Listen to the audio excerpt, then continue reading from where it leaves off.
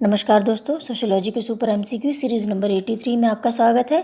ये MCQs UGC net JRF assistant professor PGT GDC DSSB UPSC अन्य समाजशास्त्र संबंधी परीक्षाओं के लिए काफ़ी इंपॉर्टेंट है।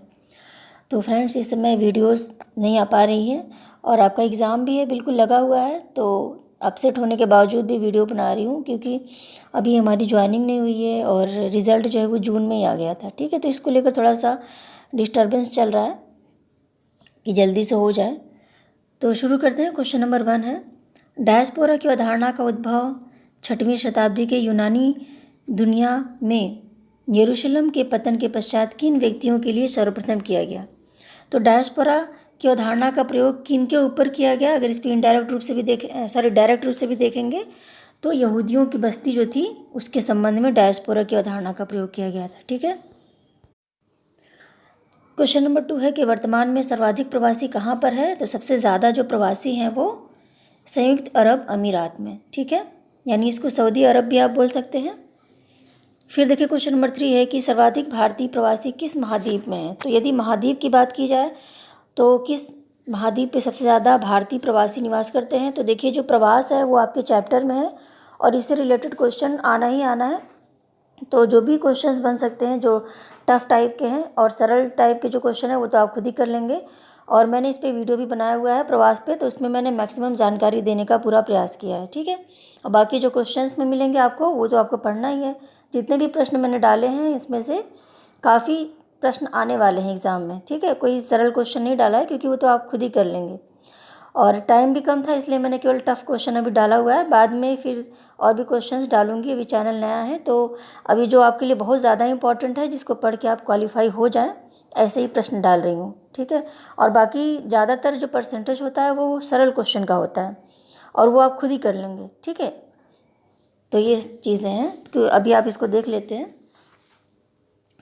क्वेश्चन नंबर 3 है, सर्वाधिक भारतीय प्रवासी किस महाद्वीप में है? तो एशिया महाद्वीप में। ठीक है, एशिया महाद्वीप में जैसे चीन हो गया, पाकिस्तान हो गया और इधर की जो कंट्रीज़ हैं, ठीक है, वो एशिया महाद्वीप में आती हैं। इंडिया भी एशिया महाद्वीप में है, तो इसमें सबसे ज़्यादा प्रवासी जो है इन्हीं देशों में निवास करती हैं जो कि एशिया महाद्वीप में है। क्वेश्चन नंबर 4 है कि हैबिट्स की समकालीन अवधारणा सबसे पहले किसने दी है?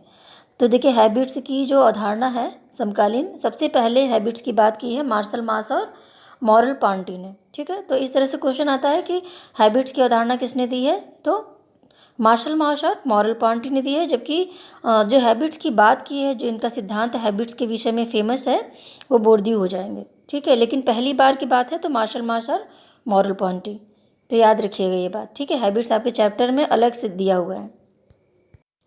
फिर देखिए क्वेश्चन नंबर 5 है कि रिप्रोडक्शन इन एजुकेशन नामक पुस्तक किसने लिखी है?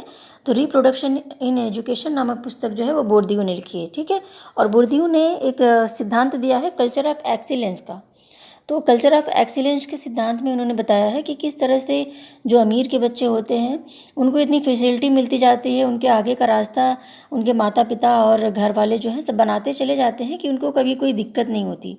ठीक है, फाइनेंशियल दिक्कत नहीं है और उनका जो बेटा है ज़्यादा पौष्टिक भोजन लेगा। ठीक है, कोई भी पुस्तक खरीदनी है तो उसको सोचना नहीं कि पैसे है कि नहीं है, तो उसको हर चीज़ बिल्कुल सिंपल मिलती है, उसको आसानी से हर चीज़ उपलब्ध हो जाती है और वो आगे बढ़ने के लिए ज़्यादा आसानी से तैयार होगा। ठीक है, वही एक गरीब का बच्चा होता है, उसको 10 बार सोचना है स्कूल जाए कि न जाए, पिता को देखता है कोई बीमार है, उसकी दवा नहीं आ पा रही है, ठीक है, हम भी उनकी हेल्प करें, किताब खरीदने के लिए भी 10 बार सोचना होता है। तो इस तरह से चीज़ें होती हैं कि जो अमीर होता है वो अपने बच्चे को ऐसी चीज़ें प्रोवाइड करता है कि उन्हें ज़्यादा सहूलियत मिलती है, और जो गरीब होता है चारों तरफ से उसको मार पड़ती है, उसको एटमॉस्फेयर का मार पड़ता है। ठीक है, यानी जो परिस्थितियां हैं ऐसी परिस्थितियां हैं कि वो पढ़ नहीं पाता, वहीं बगल में जो है आवाज़ आ रही है, वहीं बगल में कुछ और हो रहा है। ठीक है, खाना भी उसको पौष्टिक नहीं मिलता, गरीबी इतनी ज़्यादा है कि वो पुस्तकें भी नहीं खरीद पाता है। तो हर तरह से जो गरीब व्यक्ति होता है, जो गरीब बच्चा होता है, उसको हर तरफ से प्रॉब्लम होती है पढ़ने में।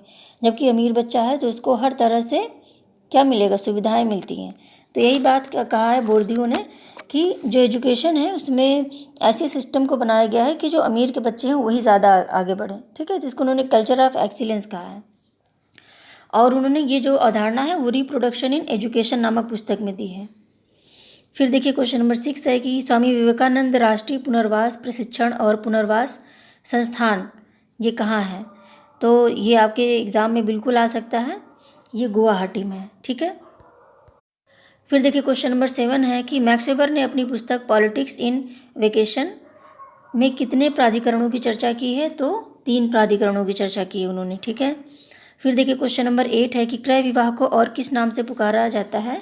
तो क्रय विवाह को हम असुर विवाह कहते हैं। ठीक है। क्योंकि क्रय विवाह में क्या होता है कि लड़की के पिता को पैसे देकर उनकी लड़की को खरीदा जाता है। ठीक है, उससे विवाह किया जाता है, तो इसको क्रय विवाह कहते हैं। तो इसी को असुर विवाह भी कहते हैं, इसमें कन्या को बेचा जाता है। फिर देखिए क्वेश्चन नंबर 9 है कि हिंदू विवाह अधिनियम 1955 में वर की आयु 18 वर्ष, वधू की आयु 15 वर्ष, इसे किस वर्ष बढ़ाकर 21 और 18 कर दिया गया। तो 1976 में। ठीक है। तो हिंदू विवाह अधिनियम में जो संशोधन हुआ वो 1976 में किया गया और इसी संशोधन के अंतर्गत विवाह की आयु को बढ़ाया गया। ठीक है। क्वेश्चन नंबर 10 देखिए, सरकार के 3 स्वरूप गणतंत्र, प्रजातंत्र और राजतंत्र की बात किसने की है। तो मॉन्टेस्क्यू ने। ठीक है। और उन्होंने ये बताया है कि तीनों जो है इस तरह से सिस्टम बनाया गया है लोकतंत्र में कि एक दूसरे पर नियंत्रण रखते हैं, जिससे किसी की मनमानी नहीं चल पाती। ओके फ्रेंड्स, वीडियो को लाइक, शेयर और सब्सक्राइब ज़रूर करें। ज़्यादा से ज़्यादा अपने दोस्तों को इस चैनल के बारे में बताइए। तो मिलते हैं फिर अगले वीडियो में, तब तक के लिए नमस्कार।